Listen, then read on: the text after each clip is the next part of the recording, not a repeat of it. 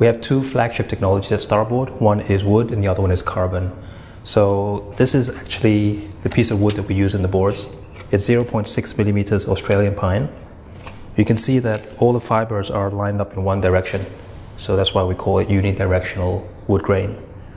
It's a very rigid material. You can see here how it's like quite a flexible, but at the same time it's a very rigid material. The great thing about wood is that it's actually very, very good in compression. You can see here as I try to push the fibers together, it's actually resisting really well.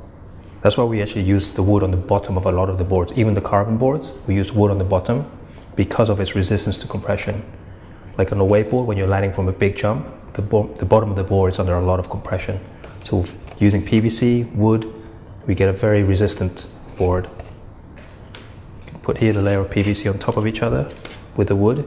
And once this is laminated together, you can imagine just how resistant it is to compression. In tension, all the fibers of the wood work together to prevent the board from breaking as well. So the wood is a very, very nice material for compression, for tension, good for the bottom of the board, it's good for the deck of the board.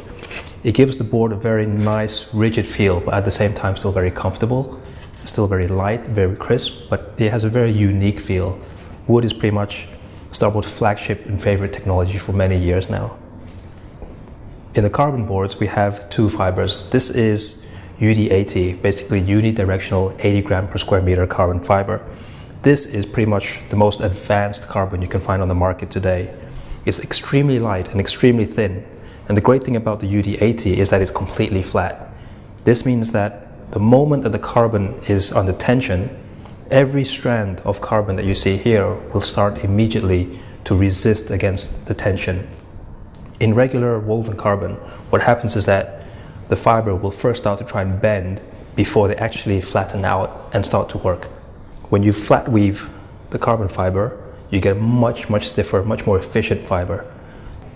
We use UDAT carbon mostly on the light wind silent boards, formula boards, the Phantom Race, for example, where we really want a fiber that's very light, but at the same time extremely stiff and extremely resistant to bending. This is Biax 150 carbon, and it's basically created by using two sheets of 75 grams per square meter. You can see on this side, all the fibers are woven in this direction, but they're totally flat, just like the UDAT carbon. If I flip it around, you can see all the fibers on the opposite direction, but at the same time, they're not woven either. They're laid out flat on both sides. This means that as soon as the board is working the fibers, they all start to work immediately. There's no unfolding. They just start working. Biax 150 is used in the wakeboards because it's stronger compared to the UDAT. It's more resistant to cracking along the skin of the board, but it's also giving a little bit more flexibility. It allows the boards to bend and flex a little bit more compared to UDAT. In a lot of the boards that we build, we like to use pretty much wood on the bottom of the board because of its resistance to compression. And then what we do on the top is we would then put a layer of carbon. In this case, I'll use UDAT carbon on the deck.